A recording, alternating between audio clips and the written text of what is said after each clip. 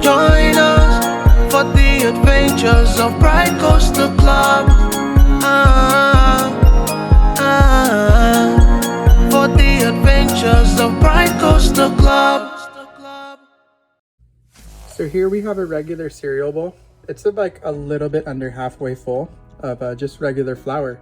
So this is actually going to be the base for what we're going to make for our batter today. So shout out to my coordinator Tanya, because she actually asked me for my fried recipe. So this video is going to be basically because of her, and I hope you guys make it and enjoy it too, because this is going to be really good once it's done. You'll see. So next I put about a spoonful and a half of Lari seasoning salt. So let's add that in. Then I put about a spoonful and a half again of this time garlic salt. So you can't go wrong with that either, because garlic salt always makes everything super scrumptious. Then I put about 2 spoonfuls of garlic powder. Garlicky goodness in powder form right there. And of course, you know, after that I had to add some onion powder. So there's about another 2.5 spoonfuls. Yeah, I said 2.5 spoonfuls of our onion powder right there on top of everything else that you can't see much of anymore. You so know that I put about 2.5 to 3 spoonfuls of paprika in there. So paprika is going to give it a color, and it's also going to give it like more of a bold flavor once you start mixing up everything together. Gotta love some paprika. Okay, so now I put about 2 spoonfuls of black pepper in there. It's hard for me to actually justify like what the actual measurement is, because I always use a fresh ground black pepper, but I want to say it's about 2 spoonfuls full on top of that. So now if the flavor wasn't going to be bold enough, I literally just put about a spoonful and a half of cayenne pepper in there. You can't go wrong with some cayenne pepper. That's just going to pump the spice level up a little bit, and it's also going to give it just that much more of a bold flavor. In the end though, it's not going to be spicy if you put about a spoonful and a half, because that's really not that much. So now I went ahead and I mixed it up with the spoon. Like, you want to see like those little red flakes, about that consistency all through it, because that means you've mixed it up pretty well for now. So that's just going to mix together all of the dry ingredients. And in just a second, we're gonna move on to something wet, because that's how you're gonna make it get even more bold. Trust me guys, you can smell this a little bit, and it's got like a super good scent coming off of it already. So you can only imagine how much better this is just gonna get when you keep adding a little bit more stuff. So now I added some hot sauce. That's about 3 packets worth of Del Scorcho. Yeah guys, I love Del Taco, so I always save my extra packets of it. And they'll use it for random things like this, because that's just going to add some more flavor. So if you have a Del Taco in your state, I mean, check them out. It's cheap and always good. Easy Mexican food like you can find in SoCal or here in Florida. But this is also going to add a little bit more flavor to this, and it's a great way to use up leftover packets from whatever one of the fast food taco places you go to, even though Del's the best. So I went ahead and I mixed up the Del Scorcho a little bit. It's like kind of clumpy in there, but it's gonna totally dissipate as soon as I add the next ingredient, which is also one of my favorites. So the next one's gonna be Mickey's Fine Malt Liquor. I mean, it's just a beer, but Mickey's is good, especially in the little stubby bottles with the grenades and the fun little caps, like this one. It says, "Ha, bark at the moon." Gotta love that. But anyway, I'm gonna add a little bit of Mickey's in here. But you can pretty much use any beer you want. I would recommend something that's gonna have flavor, like a malt liquor or like an IPA or something, because it's totally gonna add a little bit more zest to it once you add it to this awesome batter. Listen to that bubbling noise. It's bubbling. So you don't wanna add too much, but you're gonna add some more a little bit later. This I gotta mix together real quick, and then I'm gonna add a little bit more and check the consistency. Because you want to have your batter be perfectly consistent, like not too watery but not too thick at the same time. Because if it's too like watery, it's just not going to stick to whatever you're trying to fry.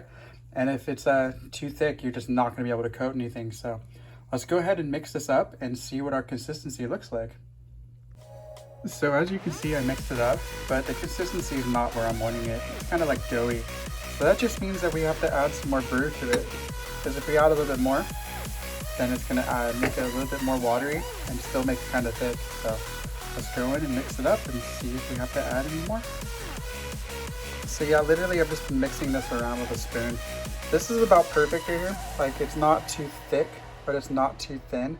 And like you see how it's kind of like clumping off like that? Like you gotta have the right consistency of it. You're gonna fry to fry it. Otherwise it's just gonna melt off like I said earlier.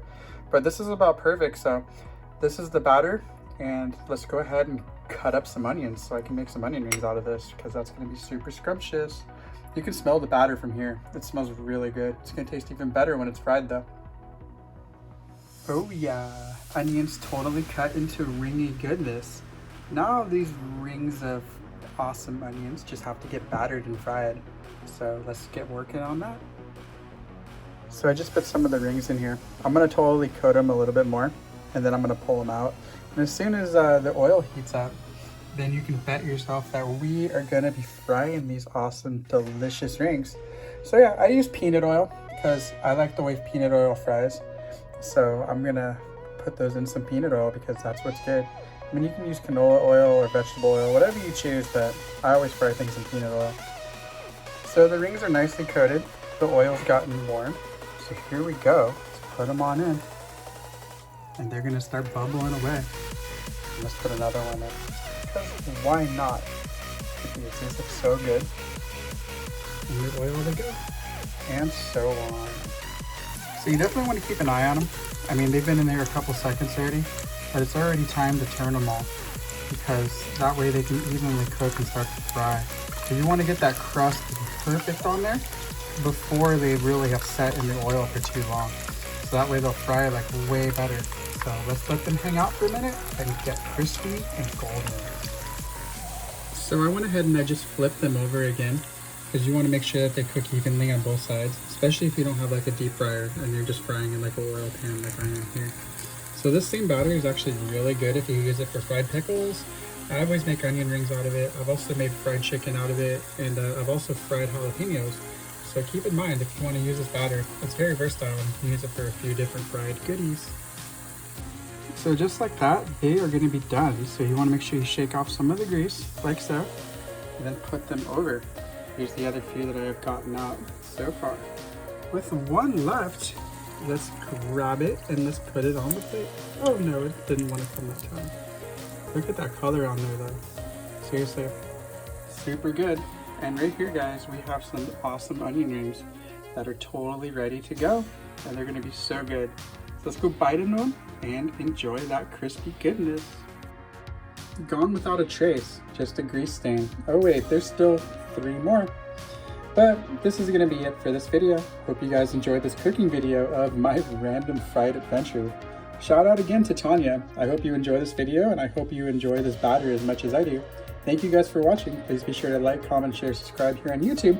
And you never know what other random things I might cook for you. Maybe I'll fry something again. Maybe I'll teach you guys how to make some delicious things I have learned at the parks.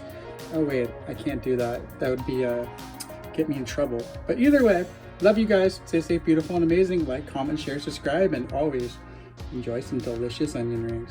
Come join us for the adventures of Pickles.